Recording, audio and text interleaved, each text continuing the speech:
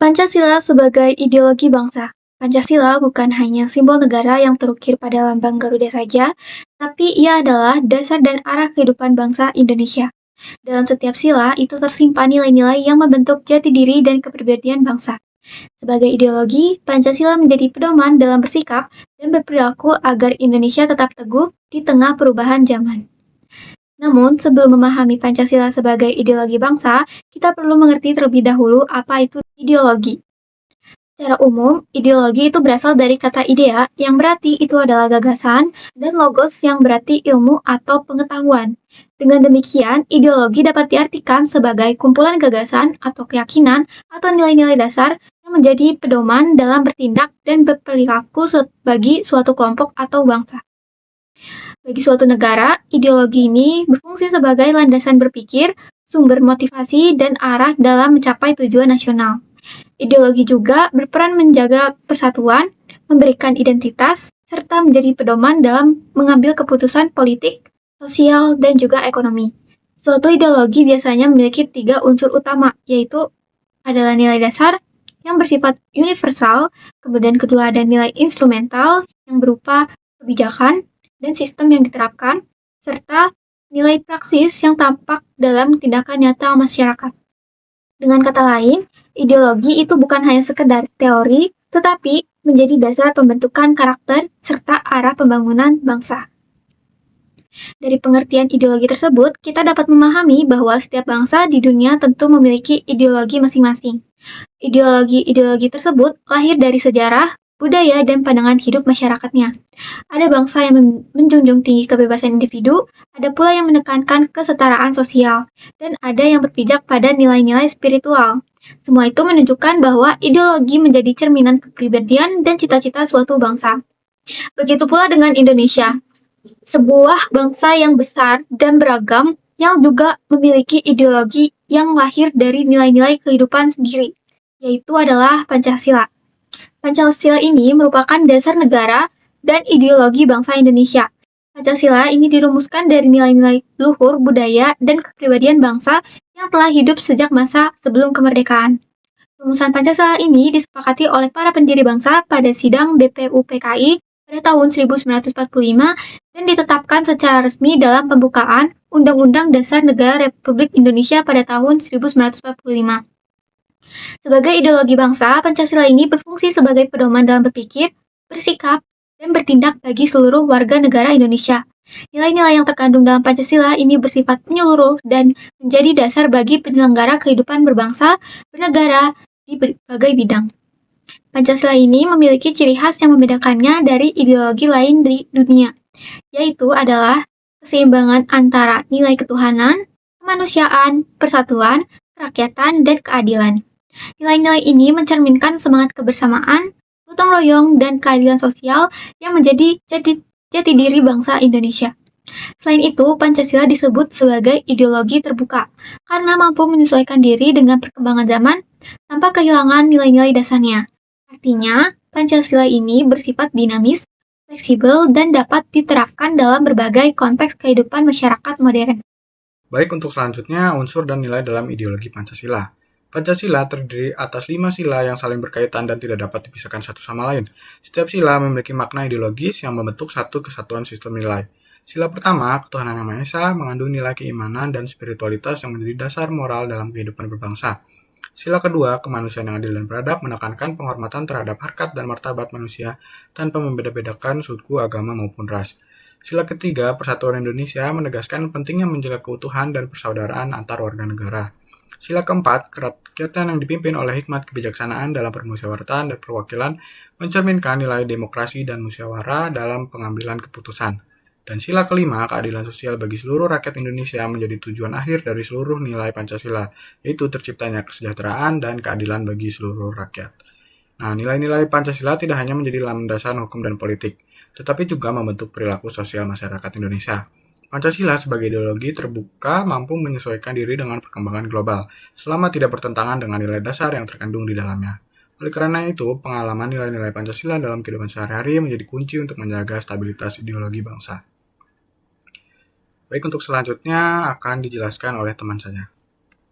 Oke, kita masuk ke perbandingan dengan ideologi liberalisme. Liberalisme adalah ideologi yang menekankan kebebasan individu sebagai nilai tertinggi dalam kehidupan bermasyarakat dan bernegara.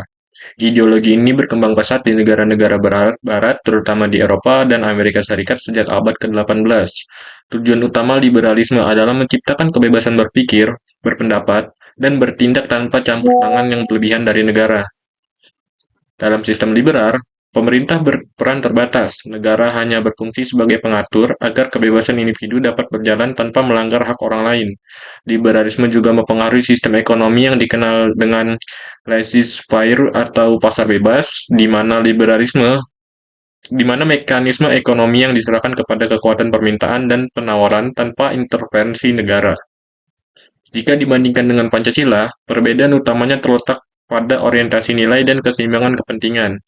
Pancasila tidak menolak kebebasan individu, tapi menempatkan kebebasan tersebut dalam kerangka moral, tanggung jawab sosial, dan kepentingan bersama. Artinya, dalam ideologi Pancasila, kebebasan tetap dihargai, tetapi harus dijalankan dengan memperhatikan nilai kemanusiaan, persatuan, dan keadilan sosial. Dengan demikian, dapat disimpulkan bahwa Pancasila menolak kebebasan absolut. Sebagaimana diajarkan dalam liberalisme, Pancasila mengajarkan bahwa hak individu dan kepentingan masyarakat harus berjalan seimbang agar tercipta kehidupan yang harmonis dan adil. Selanjutnya, perbandingan dengan ideologi sosialisme. Sosialisme adalah ideologi yang menekankan kepentingan kepemilikan bersama dan pemerataan kesejahteraan. Ideologi ini muncul sebagai reaksi terhadap ketimpangan sosial yang ditimbulkan oleh sistem ekonomi liberal pada masa revolusi industri. Dalam pandangan sosialisme, negara memegang peran penting dalam pengatur perekonomian dan menjamin keadilan sosial bagi seluruh warga negara. Tujuan utama sosialisme adalah terciptanya kesetaraan sosial dan ekonomi, di mana tidak ada kelompok yang tertindas atau terlalu berkuasa. Sosialisme menekankan bahwa kepentingan kolektif yang harus diutamakan di atas kepentingan individu, serta menghendaki sistem distribusi yang adil bagi seluruh rakyat. Jika dibandingkan dengan Pancasila, keduanya memiliki kesamaan dalam menekankan keadilan sosial dan semangat gotong royong. Namun, perbedaan terletak pada aspek spiritual dan kemanusiaan. Sosialisme cenderung bersifat materialistis dan tidak terlalu menempatkan nilai keagamaan sebagai dasar moral. Sementara itu, Pancasila berakar dan nilai ketuhanan yang Maha Esa yang menjadikan moral dan keimanan sebagai dasar dari keadilan sosial.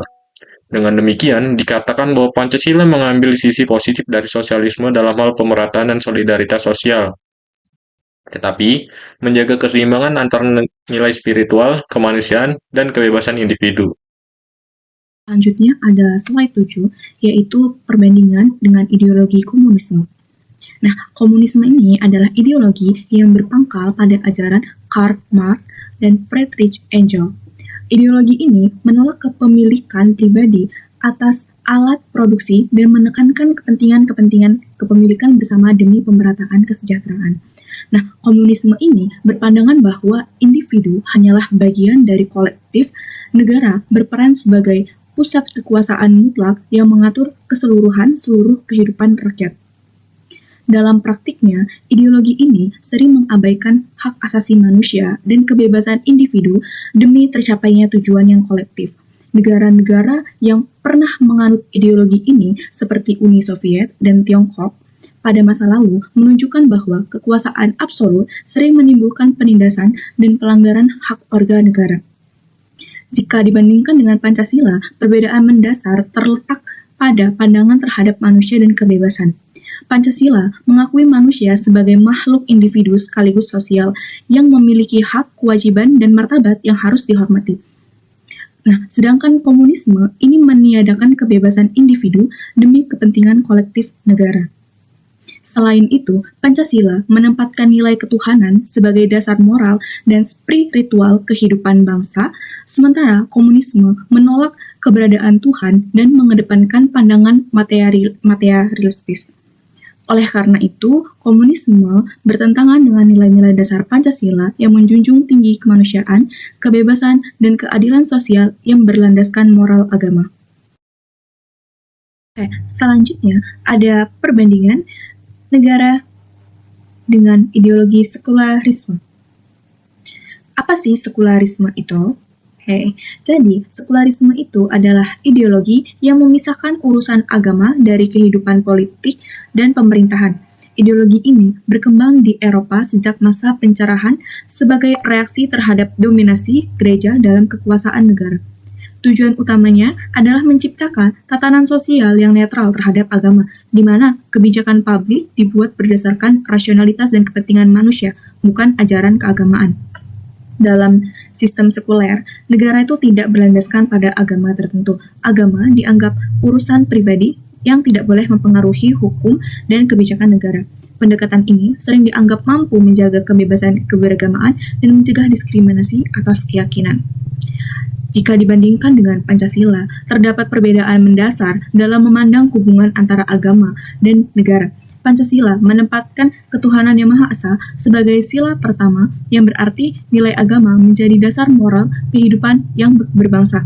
Namun, Pancasila tidak menjadi satu agama sebagai dasar negara, melainkan menjamin kebebasan setiap warga negara untuk beragama sesuai keyakinannya masing-masing. Dengan demikian, Pancasila dapat dikatakan menempuh jalan tengah antara sekularisme dan negara agama. Pancasila itu tidak memisahkan agama dari kehidupan kebernegaraan, tetapi juga tidak memaksa satu keyakinan kepada seluruh rakyat. Hal ini menunjukkan bahwa Pancasila memiliki sikap inklusif dan toleran yang mampu menjaga kerukunan dalam masyarakat yang majemuk. Lalu ada tantangan Pancasila di era globalisasi. Jadi, tantangan utama bagi Pancasila di era globalisasi adalah melemahnya pemahaman dan pengamalan nilai-nilai Pancasila dalam kehidupan sehari-hari. Masuknya budaya individualisme, materialisme, dan hedonisme seringkali bertentangan dengan semangat gotong royong dan kebersamaan yang menjadi ciri khas bangsa Indonesia. Selain itu, media digital yang tidak terbatas juga memunculkan penyebaran paham-paham radikal yang dapat mengancam persatuan bangsa. Untuk menghadapi tantangan tersebut, diperlukan penguatan pendidikan Pancasila di setiap jenjang pendidikan serta keteladanan dari para pemimpin dalam menerapkan nilai-nilai Pancasila. Selain itu, masyarakat perlu membangun kesadaran kritis agar mampu menyaring pengaruh budaya asing tanpa kehilangan jati diri bangsa.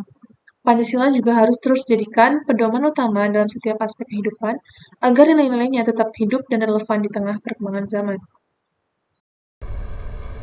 Selanjutnya, peran generasi muda dalam mempertahankan ideologi Pancasila. Di tengah perkembangan teknologi dan globalisasi, generasi muda menghadapi berbagai pengaruh dari luar yang dapat mengaruhi cara berpikir, bersikap, dan berperilaku. Arus informasi yang cepat sering membawa nilai-nilai baru yang tidak selalu sejalan dengan budaya dan ideologi bangsa, dan karena itu, generasi muda perlu memiliki kemampuan berpikir kritis agar dapat membedakan mana nilai yang sesuai dengan Pancasila dan mana yang tidak. Peran konkret yang dapat dilakukan generasi muda antara lain adalah menghidupkan kembali semangat gotong royong, menumbuhkan sikap toleransi antar agama dan suku, serta menegakkan keadilan sosial di lingkungan masing-masing. Selain itu, generasi muda juga perlu memanfaatkan media digital untuk menyebarkan nilai-nilai positif yang mencerminkan semangat Pancasila. Dengan semangat nasionalisme dan kesadaran ideologis yang kuat, generasi muda menjadi benteng utama dalam menjaga keutuhan bangsa. Mereka adalah ujung tombak dalam memastikan nilai-nilai Pancasila tetap hidup dan relevan di tengah perubahan zaman.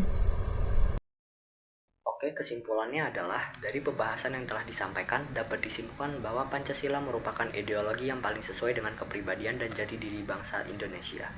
Pancasila tidak hanya menjadi dasar negara, tetapi juga menjadi pedoman moral, sosial, dan politik bagi seluruh rakyat Indonesia. Jika dibandingkan dengan ideologi lain seperti liberalisme, sosialisme, komunisme, fasisme, dan sekularisme, Pancasila menempati posisi tengah yang harmonis. Pancasila mengakui kebebasan individu, menjunjung keadilan sosial, menolak kekuasaan absolut, dan menempatkan nilai ketuhanan sebagai dasar kehidupan berbangsa. Nilai tersebut menjadikan Pancasila sebagai ideologi yang terbuka, dinamis, dan mampu bertahan di tengah berbagai tantangan global. Namun, di era globalisasi saat ini, Pancasila menghadapi tantangan berupa masuknya nilai-nilai asing yang dapat melemahkan semangat kebangsaan. Oleh karena itu, seluruh warga negara, terutama generasi muda, memiliki tanggung jawab untuk terus mengamalkan nilai-nilai Pancasila dalam setiap aspek kehidupan. Pancasila bukan hanya sebagai warisan sejarah, tetapi juga pedoman abadi bagi masa depan bangsa Indonesia. Demikian yang dapat kami sampaikan, kurang lebihnya mohon maaf. Kami akhiri, wassalamualaikum warahmatullahi wabarakatuh.